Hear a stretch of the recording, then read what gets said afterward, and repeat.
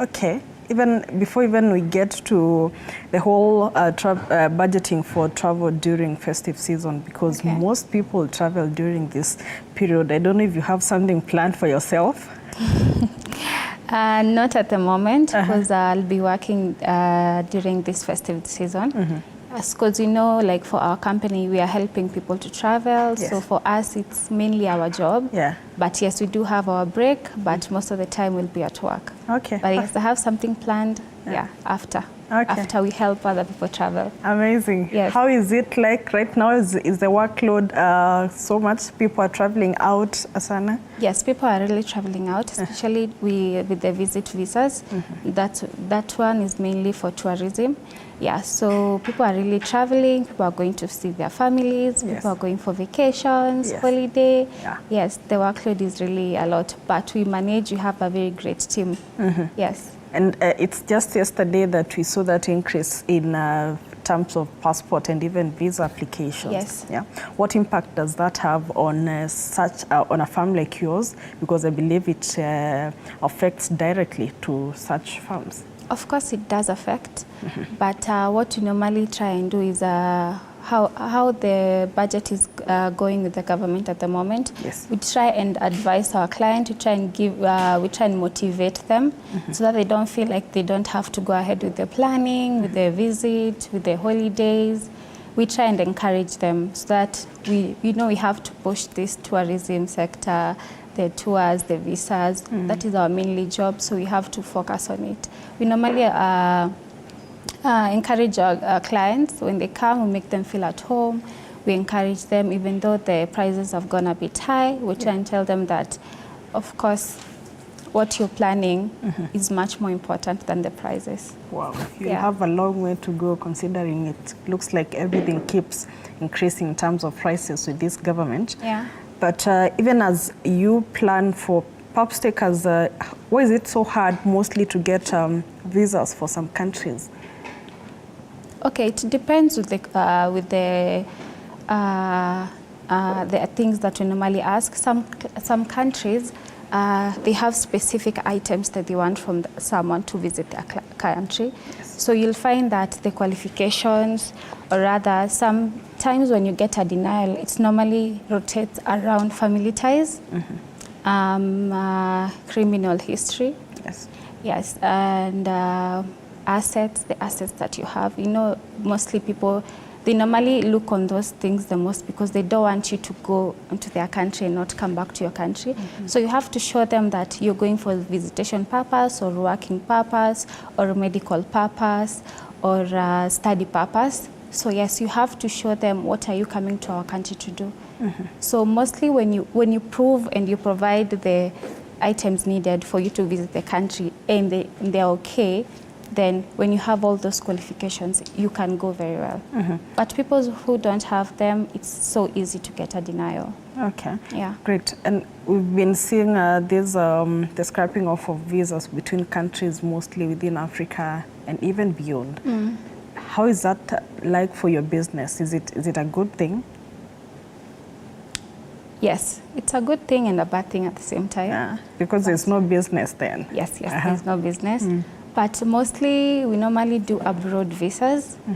Yeah, so like recently I just saw in the morning that the visa between Kenya and China. Yes. Yeah, it's good, especially for the people entrepreneurs. Yes. It's really beneficial. Because for us, we do take people to China. Of course, the business will go down, but we do try and encourage other countries also, so that we may facilitate their visas. Yes. Great. And was it so expensive mostly to budget for festive season travels, or even whenever there's a holiday, prices just hike? Yeah. Because I tend to think if there are more people traveling, then why don't you just cut the cost, then have more people travel, but at a lower cost, other than skyrocketing the prices, then we have lesser number of people traveling and even tourists. Mainly for that, we normally advise,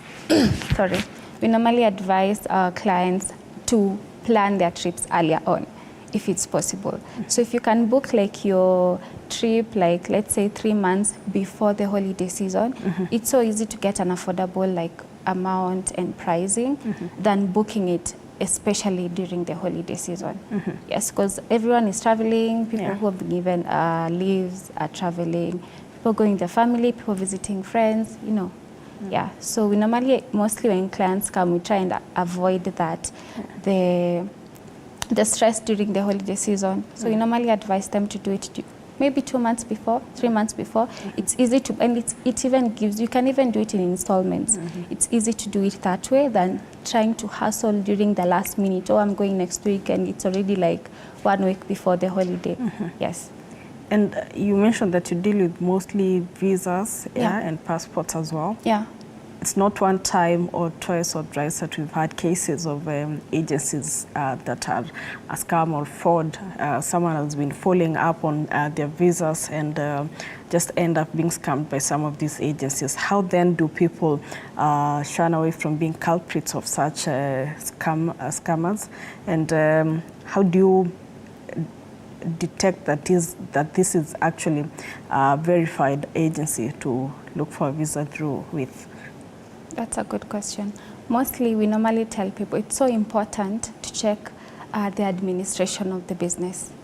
Yeah, because most agencies that scam people, they make other agencies that are good like ours look so bad that even when clients come, they want that assurance. Are you really going to help me? Are you really going to connect me to a job? Are you really going to make sure that I get this visa? So most of the time, like for us, we have people who let's say like in Canada, we take so many people to Canada. We have like people who are there. We've already taken there. So most of the time the client will come, we'll advise them, we'll make sure the visa processing goes swiftly.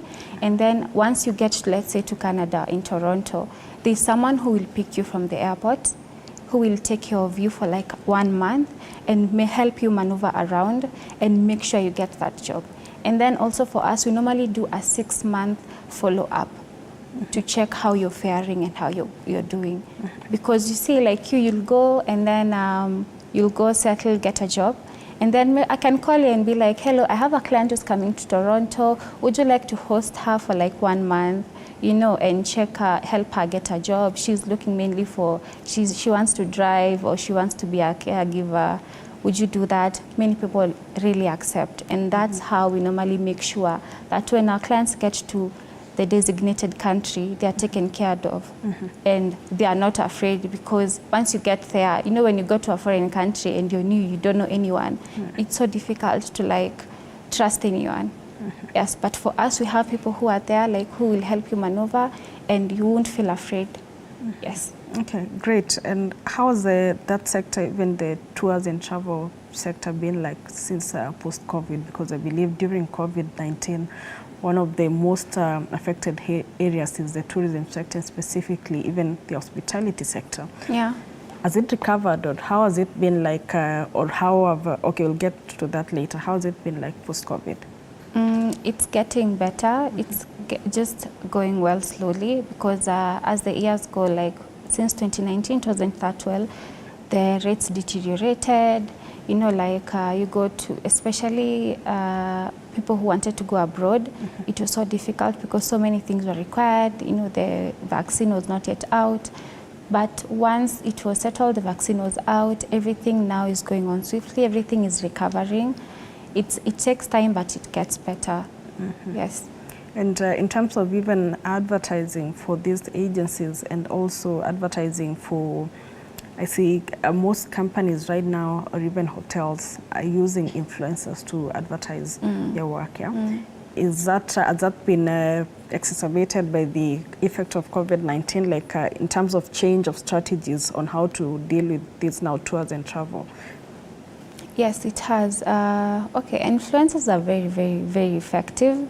Yeah, you'll get people who will come, they'll approach us, they want to do videos for us, help us market, and it really, really works because you don't know who's watching who You don't know who's listening to who. So yes, the influencers really, really support this business and any other kind of business too. Yes. And what more strategies have you applied in order to make sure that this sector still booms post COVID-19? We have people who do marketing on all social media market. Yes, we have on TikTok, Instagram, Twitter, WhatsApp. Yes, and also we do it with TV, radio stations. Yes, we make sure that it gets to people even when you're mashambani. Yes. Okay, great. Perhaps take us through like the easiest, the requirements needed for someone who is applying, for example, for a visa right now, or even for a passport to travel during this festive season. Okay, when you're applying for a passport, the requirements you mostly need is a valid passport, a visa. Now, for the visa requirement, you need a valid passport. You need your identification card. You need your parents' identification card. You need yours. If you have a spouse, that's a plus. If you have kids, that's also a very good plus.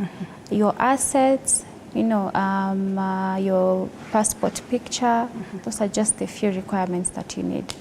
Yes, great. Your phone number and your email address. Okay, great. Yes. And perhaps when we see in some cases, for example, when people are traveling to the US, like I'm sure you've had cases, even you as an agency that deals with helping people get their visas. It is so hard to even get the US visa. Yeah. What are some of the factors that lead to denial of this visa? And in a case where a client has already paid and they don't get this visa, what happens? Oh, that's a good question. What you do when you're applying for US, mostly the denials are what you look for, family ties. Family ties can make you not get a denial very easily. Like let's say you're single, you're not married, yes, you don't have kids, and bad luck, maybe you're an orphan. It's so hard for you to track back your roots. Yeah. So when you're applying for a visa and all those things you don't have, like it's so easy to get a denial. Yeah. So when you have the family ties, it's really important. Criminal history, of course, you're not going to get a passport. Yes, and the visa application also. There are some like assets, bank account also can also make you get a denial. So yeah, so we normally advise our clients like have an active bank account. Yes, and then yeah, that's it. Well, and in a case where they probably used your company to apply for that visa, and they've paid you and they've already paid the embassy. Do you do refunds, or what really happens after that? Okay, for us, what normally happens when there's a denial and you've already paid the amount for the visa processing, we do the visa reapplication for free. Yes. So, interesting. Yes, okay, we do it for free, and then we'll make sure now, once there's a denial, obviously the embassy is going to indicate to us what made you get a denial. So we are going to make sure that next time what you lacked, maybe you lacked an ID, maybe you lacked an asset. So we'll make sure that next time when you're doing a reapplication, we tell you what you lack, you bring it, and then you do the reapplication. And then, yes, 99% they go through. Yes. Maybe talk to us how the traveling sector is doing right now, even considering the skyrocketing cost of living. How are you maneuvering? Is it to your benefit, or you're also affected? Have the travels reduced? The travel prices have not reduced. But what we're not trying to like hike the prices. We're trying to. But you are, aren't you? Yes, not that much, just a little bit, but we're trying to make sure we stick to the same bracket we normally so that you don't feel like you're pressured to like add more money. We are trying to stick to the same bracket. Yes, we are trying to make it as easy as possible for you not to feel pressured to like look for more money. Yes. When we look at some years back, we would see people booking their travels. Probably there's people still up to now. They make direct calls probably to the hotels, or even whenever they're traveling outside the country, it's direct. They don't use these traveling agencies. So what do you is it that you do different to actually make people want to book their travels through traveling agencies and not directly through the hotels? What we normally do different is we do send people who go to make sure that, let's say a hotel in a certain country, we'll make sure there's someone who's gone there, who's confirmed everything, the hospitality, the amount for Uber, like, you know, all those things. What we normally do different is to make sure that, you know, online, like right now you can get to Google and be like, I want to travel to South Africa, and maybe let's say you want to go to Johannesburg and you want to call directly. We normally advise, because so many people are registering their businesses online, but they are just brokers. So they will try and scam you out of your money. You will think you've connected with a different hotel. You'll call them, yes, make the payment, but once you get there, they ghost you. But for us, we normally make sure that we know where we are taking you to. We know who is receiving you once you get to that country. So we give you that sense of comfort that when you get somewhere, you're relaxed. Yes. Yeah. And even as you speak of actually credibility of most online platforms, because I believe even as you run it physically, of course we are in a digital era. You have to probably have a website or even pages on social media, Facebook, Instagram, Twitter to run them. There's so many pages that are not credible, and also find pseudo accounts on some of these traveling agencies. Have you at any point found people masquerading as SY Voyage, and how have you dealt with it later on? And has it at some point have you even lost business to these scammers? And how do you regain the confidence for your people as you run an online platform, so maybe? Okay, we haven't had anyone masquerading our business in our company, but we do have cases, or we've had people come to us and tell us, oh, I employed to this agency, coming to pay, I've already paid, but once I went to pick my visa, the business no longer is there, like even the page is online and all. And that's why I normally advise people, before you get any passport application, visa application, make sure you understand the business, make sure the administration of the business is registered. You know, like make sure, if, you know, you can go to a building and be like, oh, the business is registered, it has a big office, it has staff members. It's so hard for such a business to like masquerade or even scam people, because it is registered under the government of Kenya. Yeah, so many businesses are not registered, and we normally advise, be cautious. When you're going to do such things, be very cautious that you can be able to like tell this business is valid and this business is not valid. Yes. Great. And perhaps talk to us about the types of work permits and how they are obtained. For the work permits, we have short term and long term. For the short term, it normally goes for minimum is 6 months, and for the long term, it goes for as long as your visa is valid. We normally make sure that we give our client a multi-entry visa, so that you can be able to go and enter the country as you live, as you want, sorry. And then mostly it normally goes for up to 10 years. Yeah, so those are the two kind of work permits that we have. Okay, great. And I see there's the issue of maybe types and categories of visas that someone can obtain. Okay, we have a working visa. We have an working visa is normally you just go, you want, let's say you want to do caregiving, you will go, get there, do the caregiving work, you get paid. That's a working visa. There's a medical visa. Let's say you have any kind of disease that maybe Kenya is not well established in. We normally process the medical visas also. You can go to a foreign country, get treated, then come back. We have an education visa, study visa.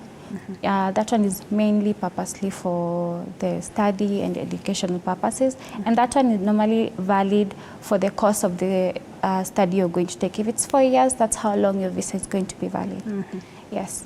Okay, great. And just if you could expound on them categorically, yeah, like the work one, the medical visa, and now probably the travel visa. Yeah. Okay. For the medical visa, it's mainly for medical purposes. Only medical purposes. You can't use a medical visa to go do something else. It's strictly for medical purposes. Yeah, for education visa, it's the same thing. The word speaks for itself. So if it's study, it's study. You can't like go with a study visa and then you want to do work. Yes. Okay, great. Perhaps what's in the last like 3 months or 6 months, how has it been like in terms of rewarding visa for, because I see so many Kenyans but they're leaving the country and traveling to abroad. How has it been like in the last maybe 3 or 6 months or since this government came in? Okay, for the last 3 to 6 months, we normally do our visa awarding live.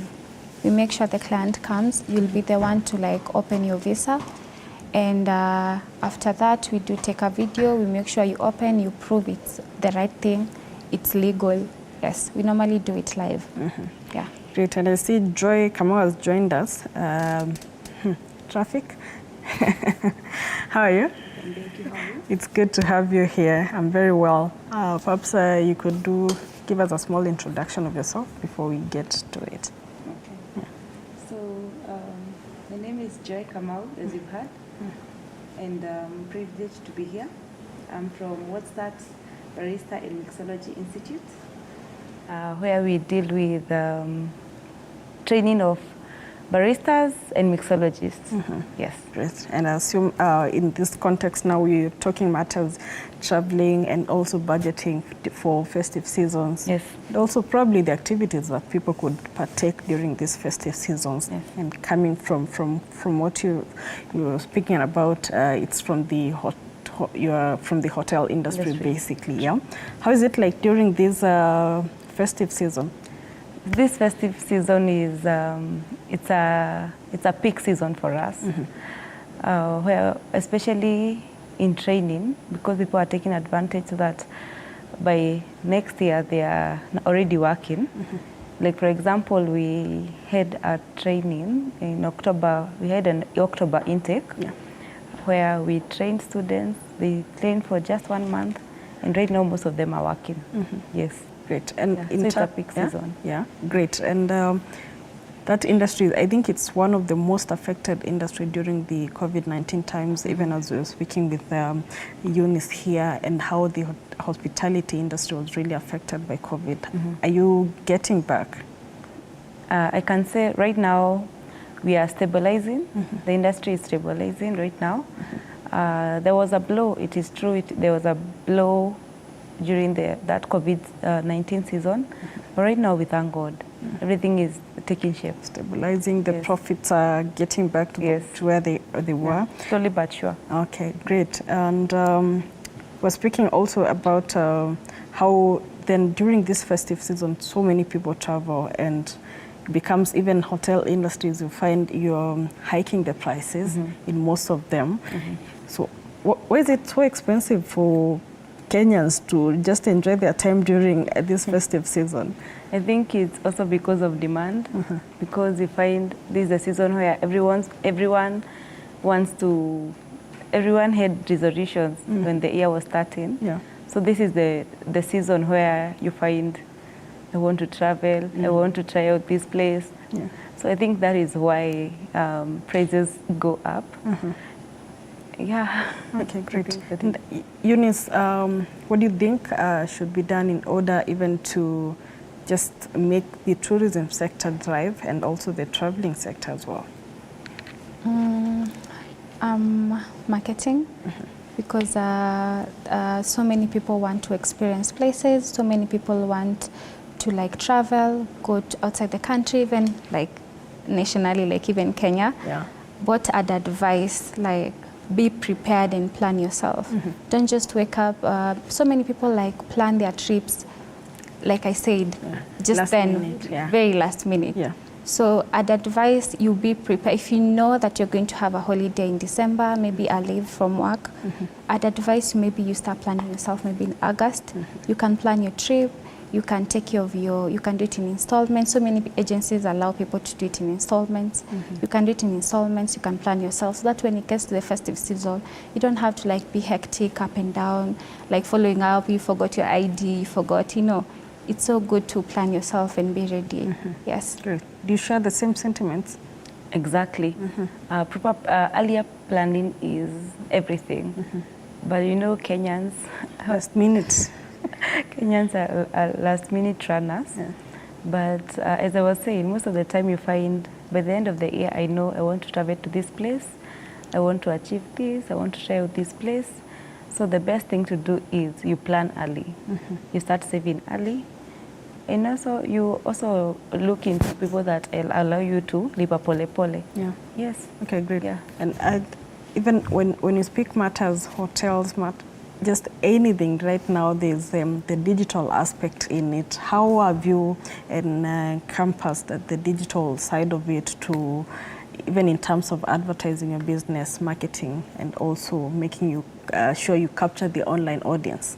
Yeah.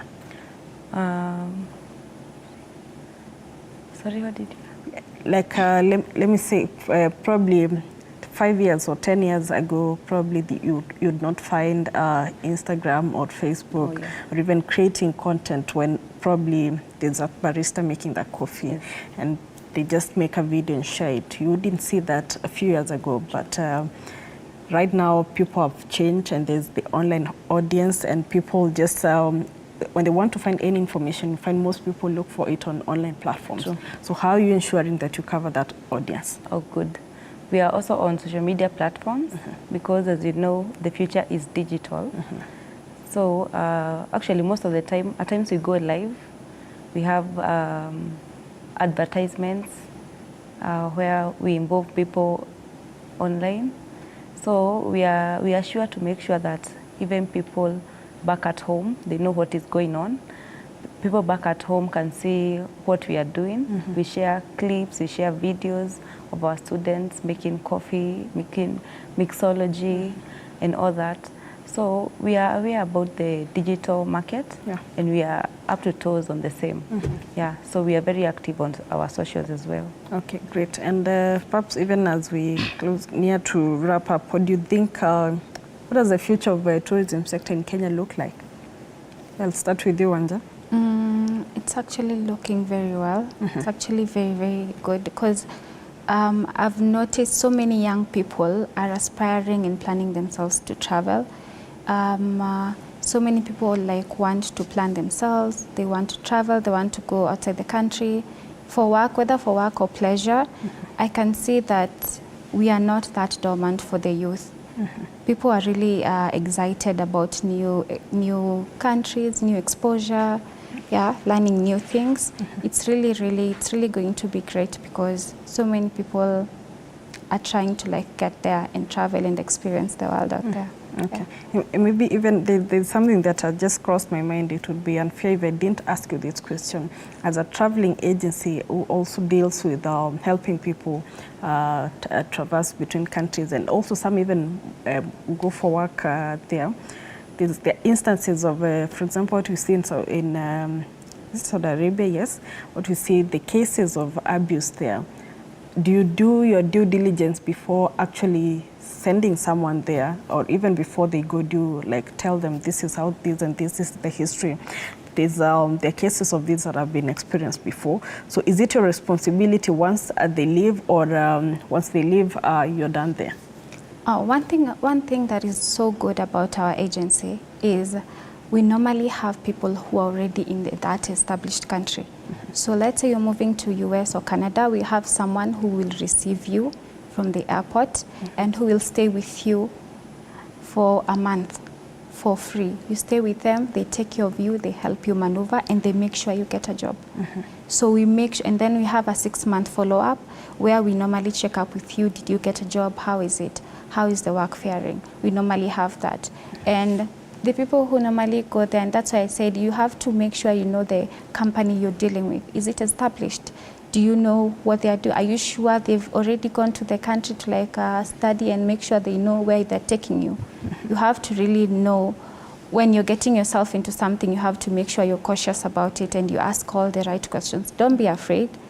Yeah, when you come, when you have consultation, I tell you everything, and I normally tell people, tell me what you fear the most, and I'll make it easy for you. I'll make you feel at ease, I'll make you feel comfortable, so that when you're making the payment, you know, you're sure who you're dealing with. You know, once you get to a foreign country, someone is receiving you, someone is taking care of you, someone is helping you maneuver around and help you, you know, like get a job, connect you to people who will assist you, or connect you to, we also have lawyers there who help you like change your visa. If you want to change it from a visit visa to a working visa, we have lawyers who are already there. Okay, yes. great. And Joy, your final remarks? Okay, I would like to encourage people to join our institute, or rather to venture into courses and skills that, you know, that will give them employment. Because as you know, most of the youth nowadays are unemployed. Most of them are struggling with drugs and all that. So what I can encourage a parent back at home, what I can encourage someone back at home is What's That Barista and Mixology Institute is open to everybody. We give chances to each and every person, regardless of your age, regardless of your level of education. So I would like to encourage people to join, study. The course only takes a month, just 1 month. And after that 1 month, you get your certificate, you graduate, and immediately we allocate you for jobs. Okay, good. Yes. And then I wanted to add something. Okay. Kindly. Yeah, and our SY Voyage Africa offices are located at Westlands, Mirage Towers, opposite Chiromo. And if you want more information, you can get us on 0793 622 722. Okay, great. Yes. That's that, and I hope even as people try to plan for this festive season traveling, and also there's the Easter holiday that is coming, you'll be a little bit fair to them, even in terms of what you do charge when it comes to matters, visa requirements, and also passport requirements, and also ensure that we do the due diligence before people even travel, so that we don't have those cases of people actually coming back to agencies or drawing shade on agencies for not actually planning them well, because I assume by the time someone is using an agency, it's to just make their work a little bit seamless. Yeah, great. And thank you so much, ladies, for creating time. Okay. Joy Kamau from WordStart, as well as Eunice Wanja from SY Voyage. And that's that. Let's take a short commercial break. When we come back, we'll be having an interesting discussion on makeup, on a makeup session. So do stick by to see the end product and the final product, and how the model will be looking like. Let's now take a short commercial break.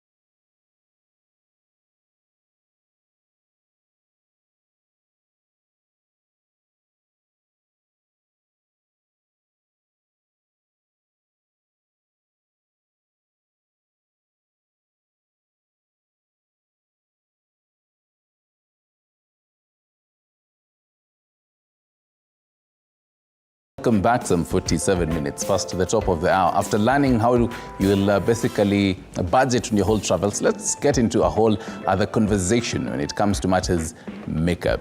And